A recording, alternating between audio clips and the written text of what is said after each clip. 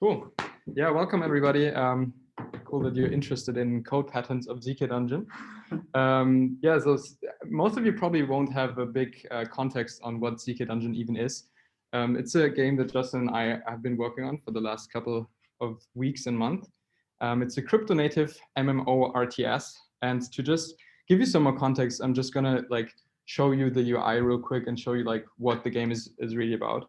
It's actually just going to be a very brief demo here because we plan to give a more in-depth demo and context on the game tomorrow. So basically what you get when you first launch the game is you spawn into a massive 2D underground grid into your dungeon. And then the first thing you can basically do is extend your dungeon by mining the tiles. So you can do that. And then your imps are basically gonna go there and mine the tiles, increase your empire. But to actually increase your empire, you also have to claim those tiles. So we can do that next. You can claim those tiles. And then claiming tiles will increase the influence that you have in the region. And what that means is that, how that will show up here is that this red border will increase, basically. This red border shows you the influence you have in the regions. And you can only mine and claim in regions that are adjacent to regions you control. So that is basically indicated by the slightly lighter areas here. And there are more ways to increase the influence you have in a region than to claim the tiles. Some other ways are, for example, creating upgrades. One of them, there's a bunch of upgrades. I'm not going to go into detail into each of these means, but you can, for example, create a layer which increases the size of maximum population you can have in your dungeon. And that brings us directly to the next thing you can do, which is spawn or summon some creatures. And then when you've summoned some creatures, you can also use them to increase the influence you have in a region. So you can select them and move them to a region. Let's move it actually here so you can see how it increases the influence. So we can select this creature, move it to this area, and then we're also going to control this area because there's nobody else having any influence in this area. And so, yeah, right now, this is obviously only the single player version, which is not as fun. But all of this basically runs on the blockchain. So the whole data layer is on the XDAI sidechain of Ethereum. And so basically when this runs actually in the live version, you will see other people spawning there. And you can interact with them by sending creatures to their dungeons and taking over the dungeons, stealing their resources, stuff like that. Yeah. So this is just a very short kind of demonstration of the game, just to give you some context over what we're going to talk about in the next couple of minutes, just so that you can visualize the whole stuff. And so I'm going to start by giving a very general overview over the code base and the things that are happening.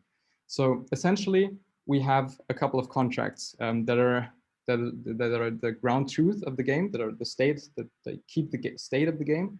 And we interact with them through regular transactions and listening to events that the contracts are sending. And for that, we have one big class that is the game manager. And the game manager is designed in a way that makes it really easy for the whole thing to run completely headless. So it doesn't have any dependencies to the UI or the renderer. So you can actually completely play the game by just calling methods on the game manager. So you can basically script everything if you want to. And then we have another big chunk in the code base, which is the game UI, for which we use Phaser as a renderer. And then we have the React UI, which we chose to add in addition to Phaser because that makes it much easier to render simple things like pop-ups or models or buttons, whatever. And all of those things, like the React UI and the Phaser UI, they basically listen to events coming from the game manager, and then they call methods on the game manager. And then the Phaser UI interacts with the React UI by using a shared so-called MobX store. In case you don't know what MobX is, it's a magic piece of code that you can modify and it will automatically update your React UI. It's very, very neat. So yeah, that is just a very general overview over the code base. One important thing to note here is that we don't have any central game server at all. So everything is actually running, like the whole state of the game, like I said, is running on-chain, stored in the contracts. And that means also that for some of the computations, we have to kind of offload them to the client. And then we only send basically the result of the computation to the contract.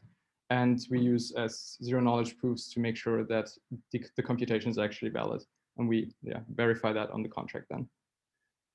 So yeah, now let's dive into some more specific pieces of code patterns that we found kind of interesting and worth sharing. One of them is the action queue. I'm just going to start talking about, and then afterwards, Justin is going to talk about some more interesting code patterns on the contract side and on the combat side. So what does it mean? What is the action queue? So basically, when we go back to the game for a second, you can, like the simplest way to explain it basically is you can schedule actions. Like you can drop here, and this will you will schedule a bunch of actions, and those actions over here, like mining this tile, depends on the tiles before it being mined. So there's a bunch of dependencies for this action, and then for other actions like upgrading something, this depends on like the amount of gold you have. You can only create upgrade tiles in areas you control. So for each action, there's a bunch of different dependencies that are like, there's no way to have one central dependency manager or whatever that schedules, like that selects the actions, but rather we have to kind of have it in a decentralized way. So the way we do it is to have a very general action queue, which is a class that we send our action objects to, and then each of those action objects defines its own dependency with a method. I can actually, let's jump into the code here. Oops. So what happens is when we drag an area, oh, this is already zoomed in. You can't read it? Okay, let's zoom in some more. Is this big enough? Okay, cool. All right, well, it's going to be interesting to navigate this code now. All right, so what happens when you drag an area is that the phaser UI is calling methods, or calling specifically this method on the game manager. This is the like class I talked about earlier. And then this method is going to create an action, or actually, oh, this should be not multiple. So it's calling this method basically multiple times for each of the actions that we want to upgrade. Or that we want to schedule. And then this method is going to create an action. And this action is a like I said, very general piece of interface basically. And we can define different things on here, like the idea of the action, type of the action, stuff like that, events that should be sent when different pieces of code are being executed in the action manager. And then the most important thing is basically the dependency. So for the upgrade action, for example, the upgrade action has like one of the most simple dependencies. That's why I'm showing it here. Other actions can have arbitrarily complicated dependencies. But for this update action, one of the dependencies, for example, is that the balance of the player is high enough. And then that the tile at which we want to build the upgrade is actually mined and it's owned by the player and there's no upgrade yet. And then also that the region controller is the player. And so people can schedule that action. And then what the action queue, so after we've created this action, we're going to add this to the action queue. And then what the action queue is basically doing is after we've added something, where is it? After we've added something to the action queue, first of all, we're going to emit some events that will tell the front end to update the action queue UI. And then also what happens is that if we try to schedule an action that has already been scheduled, it won't schedule it again, take care of all that. And then what will happen, like the important thing is after we add an action, we process the queue. And then in this queue, we basically check where we process, we check all the dependencies for the actions that we have. And if the dependencies are met, or if there's no dependency, then we can start to execute the action. And then also we can like define different concurrencies using semaphores to make sure that the actions are not like if there's a limit on actions that we want to execute at once, we can use the semaphores here. And so, yeah, what this does basically is it allows us to schedule an arbitrary amount of actions and define which dependency each action has in the action itself, and then the action queue takes care of all, picking the action that are actually being able to execute. And I think this covers most of it. And so I'm gonna hand over to Justin for the next interesting pattern that we're using. We can ask questions about the Sure. If you, yeah, exactly. If you have any questions at any point, just interrupt us and just like ask the questions, and we can talk about it, make it more interactive. Are all the dependencies also enforced in the smart contract? So the dependencies are not enforced in the smart. I mean, kind of. So basically, what would happen if you send an action to the smart contract whose dependency is not met is that the action would revert, and we want to avoid that. We want to have a like smooth user experience, and so what happens is we check all the dependencies client side, check that all the dependencies are met for the action to be actually successful, like for the transaction to be successful, and then we send it to the contract. And we can't like we can't and don't want to like have the dependency handling on the contract because you couldn't do that. Exactly, you couldn't do that anyway. Yeah. But yeah, there's no way to cheat. Like everything is checked in the smart contracts anyway, but we make it as easy as possible client side. And also the reason why all those dependencies are tracked into the backend part of the game that doesn't have any dependency on the UI is such that like if you want to script stuff, it's super easy. Let's say you want to mine an entire region, you just call like mine tile like 64 times on the GM, on the game manager, and the game manager will just basically take care of like scheduling those actions at the right time. So you can actually just run all this in Node.js. I think you have to mirror your screen. All right, let's see. Question: Will you port your queue to a Dark Force plugin? Like people would love to schedule. Yeah, we can for sure do that. Yeah. This planet, and after you do that, send whatever. Yeah. Why is it just one? Yeah, that's actually one of the reasons why we made it as general as possible to be able to like offload it from our code base and make it importable by other projects as well. Yeah. It's kind of weird because I see it here. Yeah, but this is Zoom and this is the screen. So, okay. So you shared the screen. Just go to this place and keep just asking questions. This is awkward. Yeah. Mirror displays. Yeah. What is the difference between a dungeon and an obfuscated dungeon? Oh yeah, good question. So can you go to that slide actually?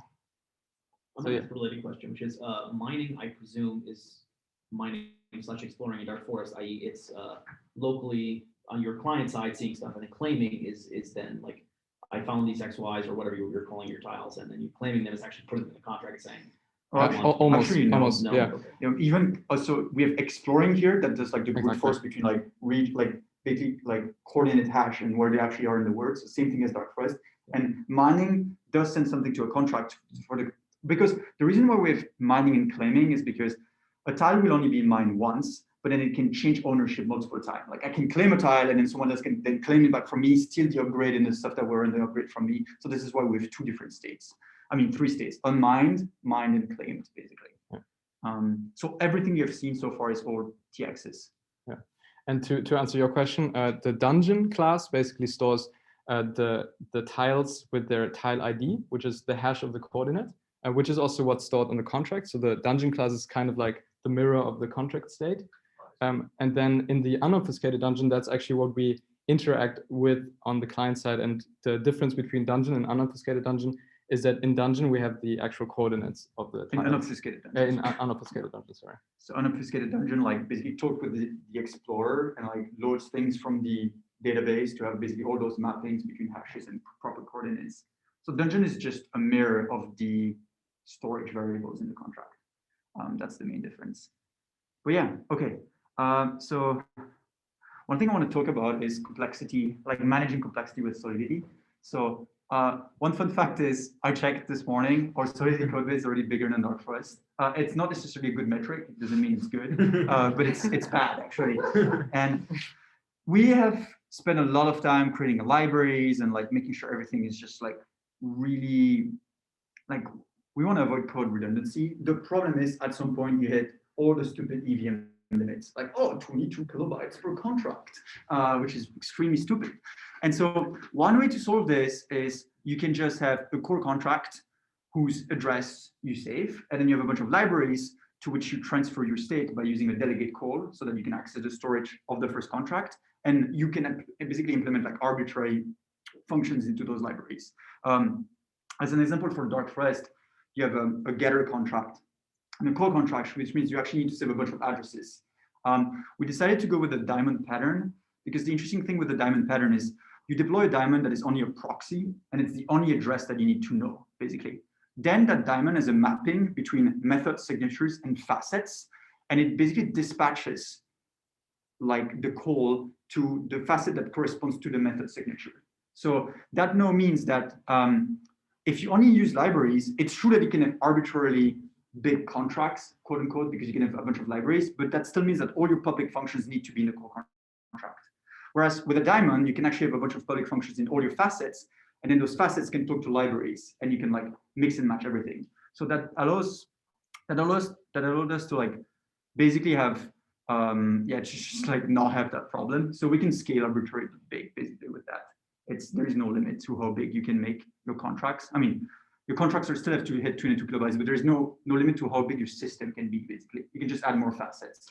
How are you naming your facets? Is it by utility? Behavior, yeah. I can show right now. So also, does diamond not have a limit? Like if you have too much stuff in diamond? Yeah, diamond, this is the code of the diamond and it doesn't change. So actually all the facets are stored in selector to facet in position, which is a storage variable. Oh. And so what you do is first you deploy diamond and then you cut facets by like adding facets to the diamond in your deploy script.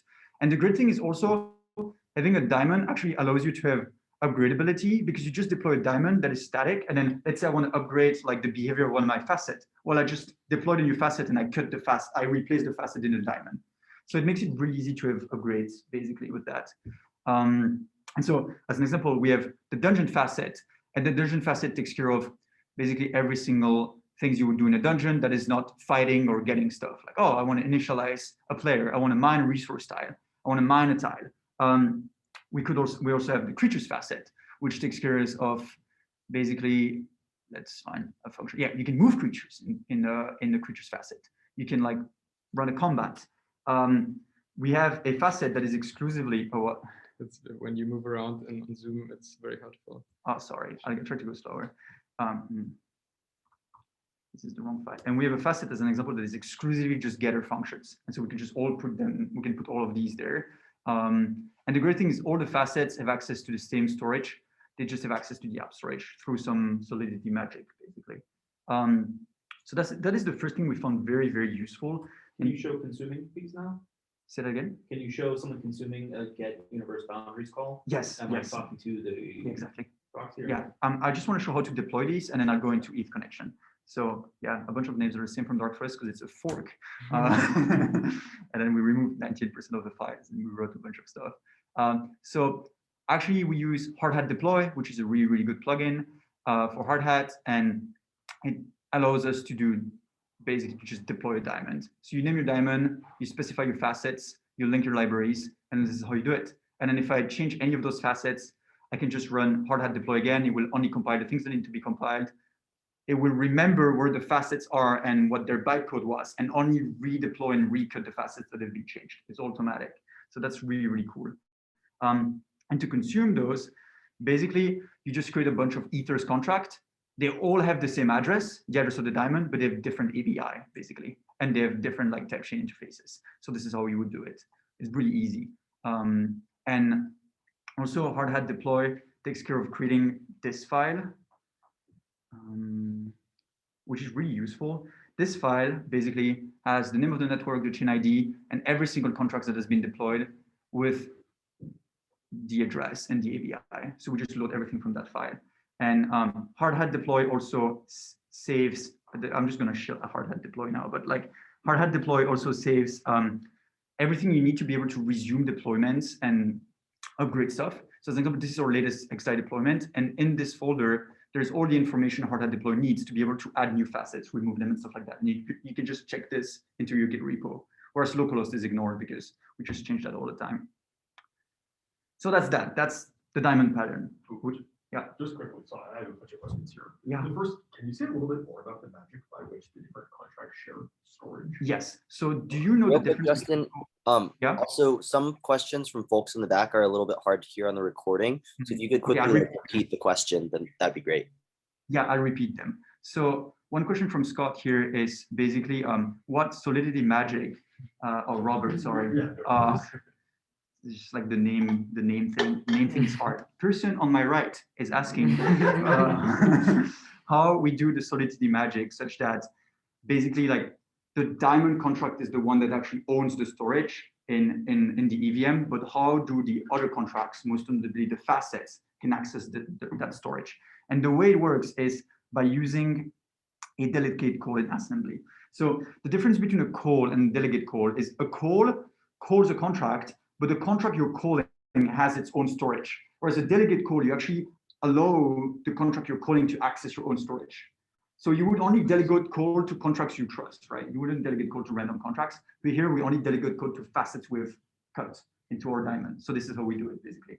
So what this thing does is it passes the rest of the gas to the facet, passes the core data, and all those zeros, I don't even know what they mean, but I just copy pasted this and it works. So yes, this is this is the solidity magic. And this is actually what normal contracts do under the hood when you call libraries, because libraries are contract too. So libraries can either be internal, and so when you use an internal library, what the compiler does is it just copies the code of the library into the contract. But that doesn't help because you just want to avoid the 22 kilobytes problem. So if you set your functions in your libraries to be public, let's just show an example in libcreatures. This function is internal, but this function is public. So when a facet calls charge player for creature, what's going to happen is it's also going to do a delegate call to the libraries. So the way it works actually, it's like you call the diamond delegate call to the facet delegate call to the library. So you have a tree structure basically. Yeah.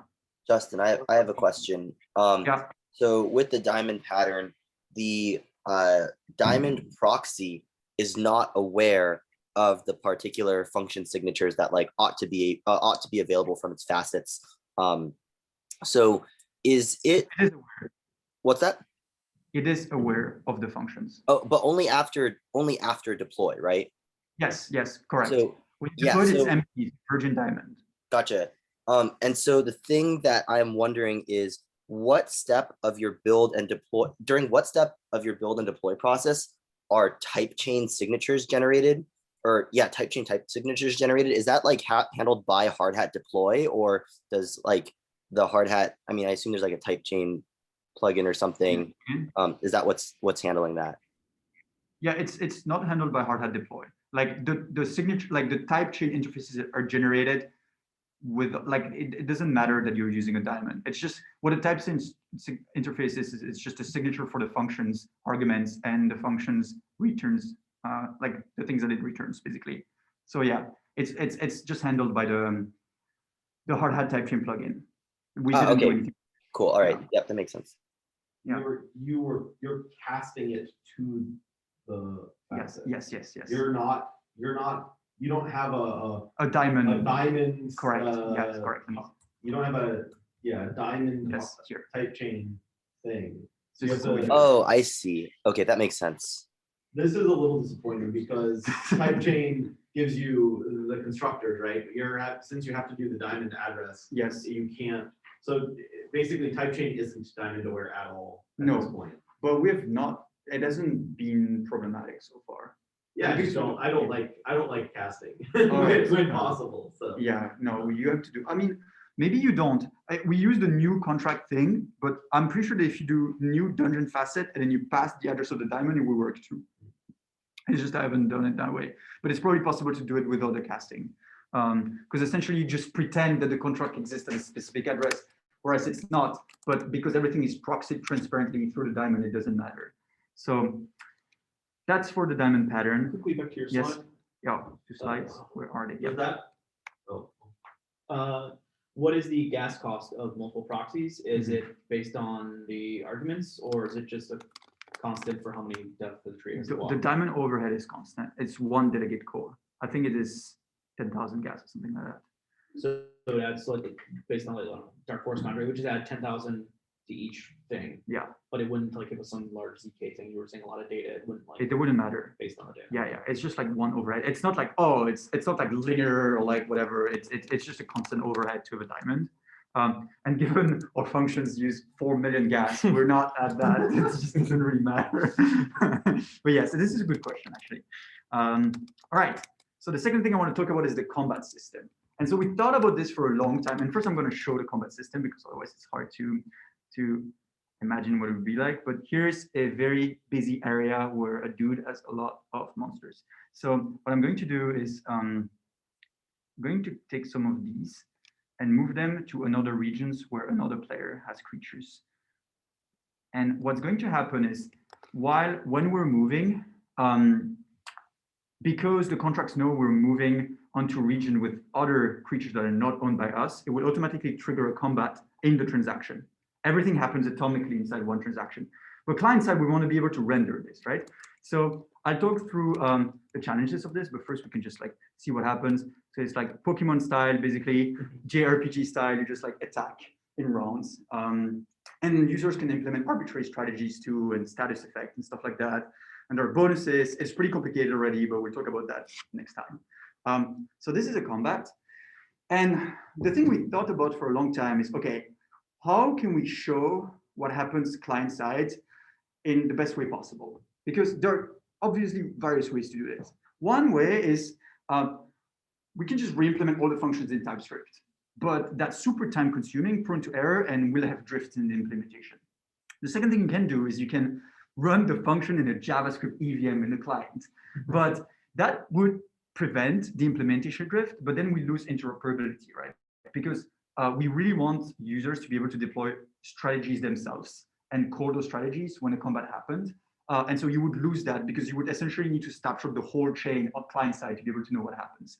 So what we do instead is we use computation traces. And we do that in a bunch of different places in the code base. And what a computation trace is, it's a massive struct that can be consumed client side to kind of figure out what happened when the combat happened. So here we have a view function that is run combat. It's in one of our libraries. You pass 2 squads and it will return like the new squad, the 2 new squads at the end. So like the new life points, status effects and stuff like that. But most importantly, it's going to return a trace. So a trace for now is defined as such. A trace is an area of rounds, and every round has 2 half rounds, basically, when the second squad attacks, because defenders attack first, and then when the first squad attack. And then every one of those is an area of atomic traces. I had to find something more specific than a trace, so it becomes an atomic trace, like the smallest trace one can have. And we have a struct, basically. Very simple for now. There's an initiator, a target, damage, and there's a strength multiplier, because we have some different types of monsters, and with some sort of rock, paper, scissors system, and you have a group multiplier, basically. And from that, you can, you can just like render this client side, which is what you saw when the small animation popped. And you can extend this arbitrarily. You can add status effect, tone, stunt, more attack types. You can have healers. Basically, like the concept is simple, but you can extend that very easily. And the great thing with this solution is that it knows interrupt. So here, what we mean by interrupt is that we want to let users define strategies. And what is a strategy? Well, I don't know if you guys are familiar with auto chess, where you have 2 armies that fight against each other and you don't take any decisions apart from the composition of your army. It's super popular. League of Legends is an auto chess, Dota is an auto chess, and it's very addictive. And in auto chess, the only decision taken by the players are ahead of time, before the battle. It's like, what is my team composition?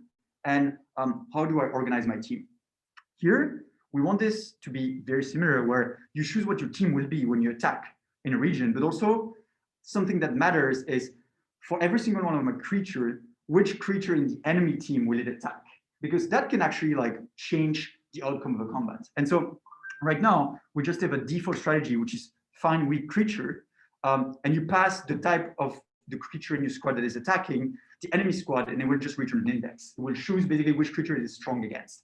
But one could imagine that instead of using that, every player can choose an address for every single one of their monster or squad, which is an implementation of a strategy that they would use. And then this basically allows people to build strategies, rent them to each other, have pay-per-use strategies. You can like build an entire marketplace on top of strategies that are strong. And of course, to make this like fair, we would have to make it such that you only pass a fixed amount of gas to the contract.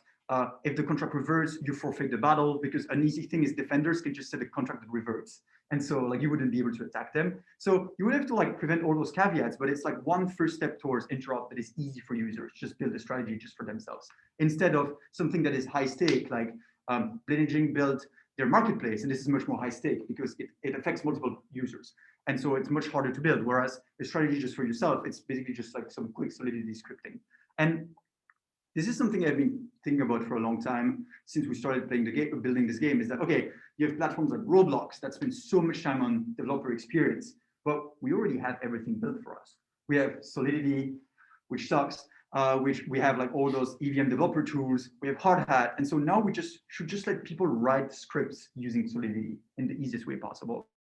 And the computation trace basically is the only way to have combats being rendered client-side and also have interop, which is why we went with this. And then in the next thing, I want to cover a bunch of stuff. One is like, why do we have two coordinate systems? Because we have tiles and regions, and this is for the snarks, and I explain why. And we have a bunch of really cool ZK constructions, but I think it would take longer to talk about them, so we're going to skip that today. We can prove valid path in a dungeon. We can verify depth first search inside a snark. There's a lot of cool stuff. We use the gas station network. So we have a whitelist, but a whitelist is a token, and the drip is using GSN. So actually, we really don't want to have any server at all, so we can sleep at night because we don't have to do DevOps. And so by using the gas station network, people can get drips from our ZK bank without needing to go through any central server that we run ourselves. That would be a central point of failure. And the last thing I want to talk about is this concept of embodied economies. One thing I tweeted recently, and that got like, I got a bunch of outreach from this because I think it's pretty interesting, and we should be able to do this with Dark Forest and the ZK Dungeon. It's the fact that what matters in a virtual economy is your virtual goods, your ERC20s and your ERC721s. And one way to make those tokens embodied is that you just define them such that they will refuse to be transferred between two addresses if those addresses are too far from each other in the metric space. So now you can imagine ZK Dungeon, where on top of your army, you also have a necromancer that is you. In Dark Forest, you could have a spaceship that is you. And then when people deploy contracts, they have to deploy it somewhere specific in the universe, and to talk to a contract and exchange whatever virtual goods you want with that contract, you would have to be next to it. And now this allows like crazy implications. As an example, markets will become inefficient. So you might have two Uniswap liquidity pools at different places in the universe that have different prices, because now it's really hard for people to do arbitrage because they would have to move from one place to another. You could have a DAO that builds a city that's like stores your fund, so they're safe, and you just like pay them rent. Because with that system, you can make it such that, hey, if your virtual goods are in a specific region and someone takes it over, that person can steal your stuff. And so you can create crazy stuff on top of this, and it's a very simple interface. You just add a distance function to a physics contract. So yeah, this is for next time. That's a lot. So I'm happy to go over like anything that we talked about so far. I guess my biggest question is, how have you not killed yourself after writing that much Solidity? We use a lot of console log and Hard Hat, which is really good, and a lot of tests. But yeah, it sucks. I think console log and Hard Hat. You can console log and Hard Hat. Yeah. There's a plugin. Yeah, this saves my life, dude. I use it all the time. I have never used that. It's very practical. When you write big functions and you try to wonder why your math doesn't work, especially when you use like the ABDK fixed point math stuff, it's really helpful.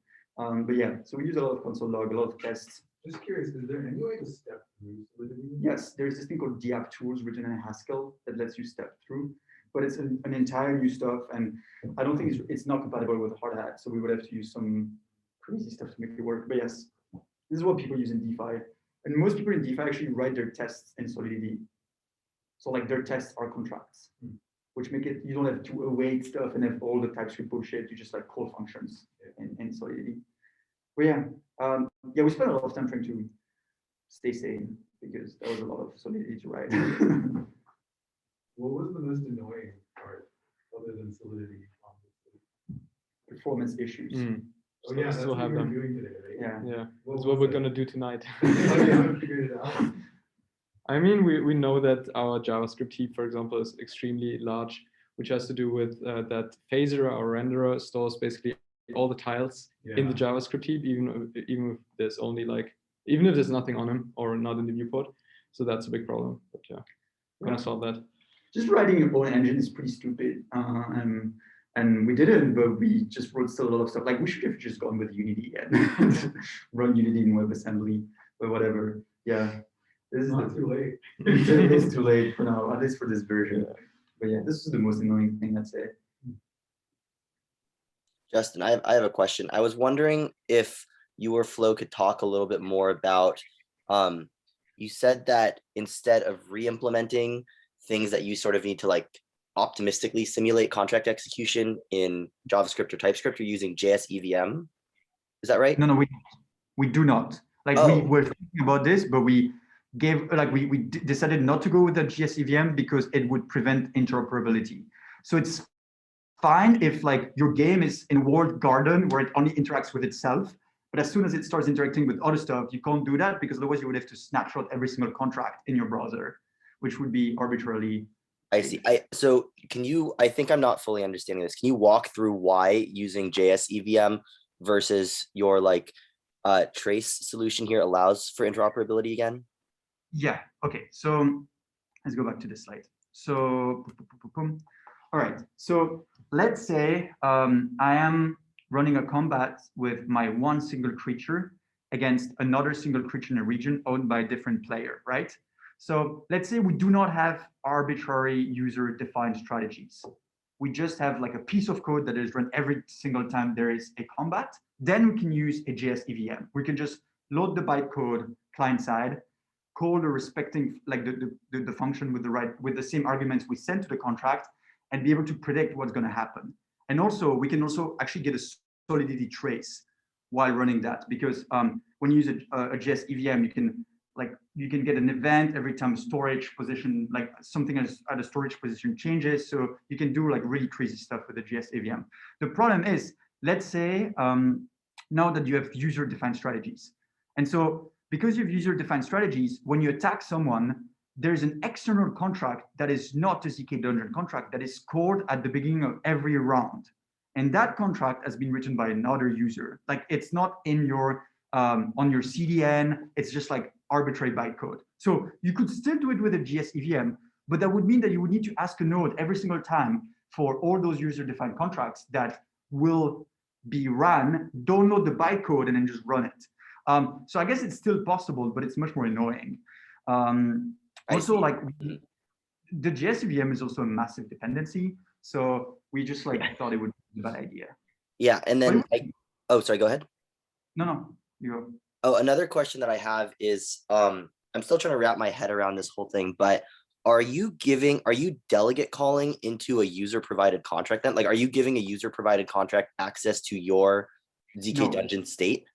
No. So for the user-defined strategies, we would not use a delegate call. We would use a normal call. Okay. And that contract would have to like fit a specific, like implement a specific interface, which would be bad one, like something similar to find weak creatures. Oh, I see. This is a view function. Okay, yeah, exactly. This makes sense. Yeah, totally makes sense. You could actually do a delegate call if you enforce first that it's a view function, and then it's fine. But if it's not a view function, you can't do a delegate call, otherwise that user-defined contract like fuck your whole state. Right. Because I was wondering, because I've seen like some hacks before in talks where this sort of thing gets very tricky. Yes. I mean, we need to reach that point at some. Like we can't just expect everybody to just call our contracts. Our contracts, we need to call contracts that have been written by third parties, right? So we need to get used to this at some point and like have proper implementation patterns. Makes sense. So is this implemented? Is this implemented as a third-party contract firm? No, not yet.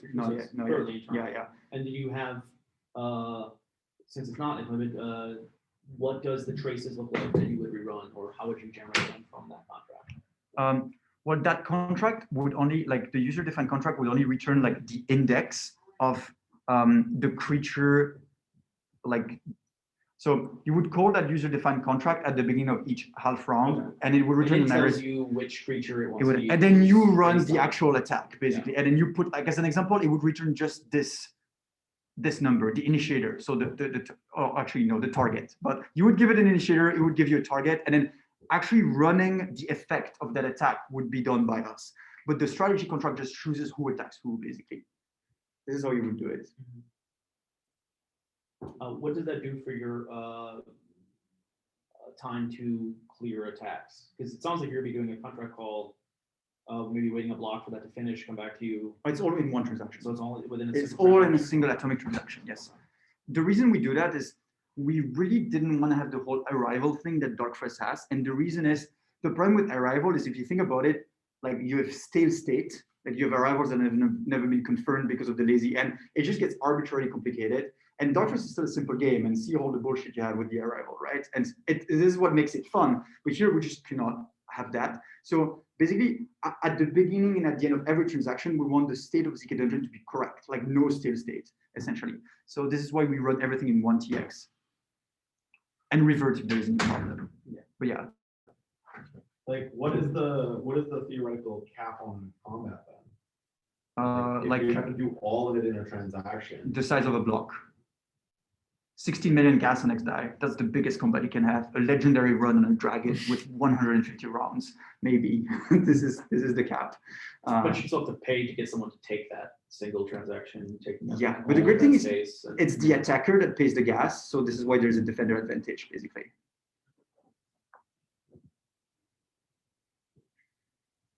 Have you played around with the game yet? Like, have you like? Yeah, we deployed a peaceful version 2 weeks ago, where without the monsters, where people could run around. We're gonna run fingers crossed, we're gonna run a LAN party tomorrow night, and there will be prizes and stuff like that, and it's a big free for all. We just have to fix the performance issue tonight, so we might not sleep much. But if anyone improves the performance of our game by 30%, we give them an Oculus Quest 2. So you can clone the repo if you want and try to make it faster. And commenting everything out does not count. You need to keep it feature complete. And if you do, we're down to give you a prize, because it's pretty hard. Can I swap that prize for 0.5 ETH? It's not worth 0.5. It's only $300 bucks. But yeah, we're trying to fix. What are you talking about? Helping first placement Dark Forest is worth 0.5 ETH. Yeah, it's not about the money, it's about the friends. So Can I pay you to make your game slower? Oh. 1 ETH per FPS drop. Ivan knows how to do it too. Is that how you measure performance? Yes. That is Is that how you neat. measure performance? The FPS. Yeah. Yeah. It's like 60 now, right? Yeah. Well, 60 is the goal, basically. 60 is the goal. Yeah. and I'd it- love to get a 60 on the. Oh Yeah, yeah, that's true. this is because no sketchy things is going on right now. Nothing's But happening. sometimes it drops to How bad is 20 it? and then 10, and then Okay. the heap explodes and Chrome says snap, something went wrong. So yes, Yeah. it's kind of difficult. Also, the pixel looks shit on this screen, but on a computer screen it looks much better. It's just like some rendering problem. The screen it takes away pixels. I believe Chrome has a breakpoint that you can set for right before it crashes without memory. Oh really? Yeah. So if you turn that on and then play the game, and then it should breakpoint. Oh, that's actually very interesting. When that happens. Yeah. And then you should be able to inspect. the- Yes. As an example, on Flo's computer, when Flo tries to like take a heap snapshot, his computer dies. Yeah. So it's Yeah, we pretty can't bad. even snapshot It's pretty bad. Have you tried putting like a Raspberry Pi yet? Oh no, Oh. like No. it runs fine on an Apple M1. This is and everything you saw here is without snarks. We're not proving any snark. If you prove the snarks on top, it gets messy. Yeah. So I send every user an Apple M1. Yeah. Exactly. I mean, it's a AAA game. You need a gaming computer. Oh, that was a question I had is, when you were mentioning that you were investigating Snark.js Yeah. performance, are you using your fork or are you Yeah. using the published Snark.js right now? No, yeah, we have a Snark.js fork where we changed a bunch of stuff such that you can run all of Snark.js in a web worker. It still sometimes slows the main thread down when like it transfers data, sorry. But like before, Snark.js actually only runs some WASM stuff in web workers, but it just like still occupies the main thread pretty dramatically. And so in our game, it would be like very noticeable that you would have performance drops every time you start a snark. So Could you also update your fork? I don't know if it's enabled because of one of those big Linux or one of those big CPU bugs, but shared array buffer. Can you use a shared array buffer so it doesn't transfer? yeah, snark we data don't back have and that forth? right now. But yeah, I mean, the thing is, Look into it. yeah, we should do that. I thought that, I mean, yeah, Idle 3 apparently is gonna release like a Rust version at some point, But but keep claiming. that's been 3 months, so maybe it was a good idea to fork Snark.js. Yeah. But yeah, making those games is hard. What about the thing Slack uses, like Electron? Is that like more Yeah, customizable? I guess we could customize some stuff and like by putting it into Electron, but it's just very annoying for users to have Yeah. yet another Download, copy of yeah. Chrome. Yeah. Yeah. Ideally, it would just like run really fine. I think like the Yeah, it's like a frontier baby. of this is we just rewrite the whole game in Unity and we ship it as WebAssembly. That's like the frontier. But for now, TypeScript is nice. So I guess another thing you could do is you could do the same thing we did where only your render runs Unity and you can actually communicate between TypeScript and Unity through events. So you could also have the backend of the game in TypeScript and you just send events to Unity back and forth. This is something we consider too. But given neither of us actually wrote much C#, we thought it was a bad idea. Do they even compile C# for WebAssembly, or do you have to write a Unity script?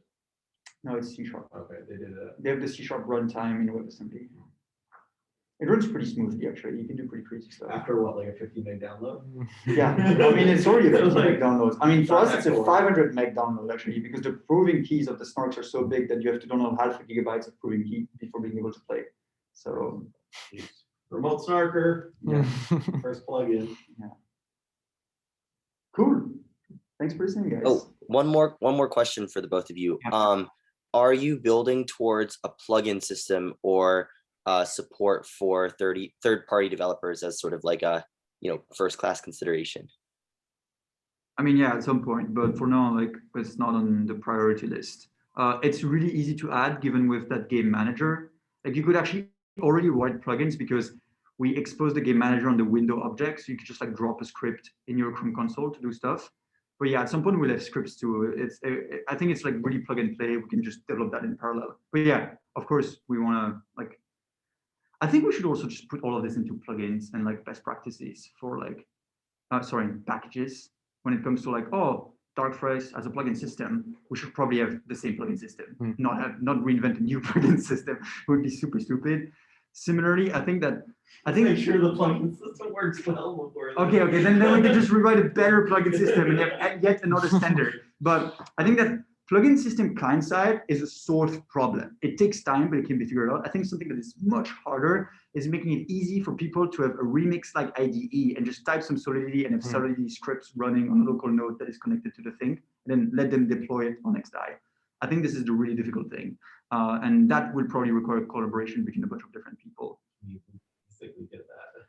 We did that with Play to Earn because we fork XDAI at a block number, and then you deploy your contract into the fork environment, and then you're playing the game as yourself from 2 days ago. Yeah. And you're talking to that's how I tested all of Play to Earn UI is that I deployed the Play to Earn fork node, and then I played the game and I did some reveals and stuff. So I think this should be the pattern. One thing that is difficult too is, as I said right now, like so if you look at it in terms of dependencies, third-party contracts with Dark Forest is like you build contracts that talk to Dark Forest, and then those users talk to those contracts. But Dark Forest never actually called any third-party contracts. It's like it goes down, it never goes up. And so I think that one thing I want to add as an example is for users to be able to add hooks to the region. So what about a hook where when another necromancer enters your region, you send a trade request? And then a really easy thing is that every contract can actually have a metadata that points to an IPFS hash for UI that you would just render in that region. So now people can actually build plugins in Solidity and in JavaScript that they deploy in a specific region, and then people can talk to the region. Yeah, like my magnificent mock-up of Uniswap v3 on that region. What this would be is it would be a contract that you would deploy with a spell on a specific region, and that contract would also have a metadata field that points to a UI on IPFS, basically. And if we can put everything, all this stuff into nice tools for people, I think this is going to be quite bonkers. And people will do crazy ass stuff. And I really think this is the frontier. And before that, you need addresses to be embodied in the world. And that doesn't play really well right now with Dark Forest and our game, because a player is not somewhere. A player is in a lot of different places because it controls a lot of different stuff. So I think we need to have a standard avatar system at some point, like maybe a spaceship in Dark Forest, a necromancer in this game, but this would be a way to like have a position for every player in the world. I would say that, I don't know, I get a little nervous when you talk about calling other contracts from the core game logic, right? Yeah. And this is something that I've thought a lot about, and I think Brian, it's also on Brian's mind, but like, I do want to be able to change things in the game, but I think that it should be more like, I'm pushing things to the game that it should choose to accept or deny, instead of the game itself trying to call into something. Because you have to consider so many more attack vectors if it's calling into something, right? Whereas if you just are guarding this, like, I accept data, and I think there was some talk about like maybe a token or something where me having the token says I'm legit and I can change the world in this way, right? Like I want to materialize a sun out of thin air in Dark Forest or something, right? And so I can create a planet at XY. No, I agree with this. It's like smaller attack surface. It's easier to figure out engineering wise. I think we should start with like pushing data. I think pull will be needed for like truly interesting stuff to happen, because otherwise like the game cannot react to anything. Basically, you only send data to the game, but the game cannot like trigger any event based on what happens. As an example, if you think about it, the strategy, the user-defined strategy is it's like a simple pull pattern where now for the first time, like the game contract actually asks another contract for something. And I think that if we figure out proper ways to do this that wouldn't screw things up, it might work properly. Like I think that like the difficult thing is, as you said, it makes it then harder to upgrade the universe and change stuff. So the craziest version of this you can think of is you deploy only like the bare minimum of the physics as an immutable contracts, and then you build the game yourself as hooks or using your own interface. And then you would have a meta game, like as an example, ZK Dungeon, that incarnation with monsters is a reskin in the meta game on top of like a very simple 2D grid contract, and that one does not change. And then you use the same interfaces that third-party user developers would use. That's like the crazy version of it, but it's much harder, of course. Also, real quick, I'm gonna hop off for 7 minutes so that the recording can download and upload. But I'm gonna assume that y'all are finishing up questions, and I'll check back in at 5. I guess with Ivan. So cool. All right, see you folks.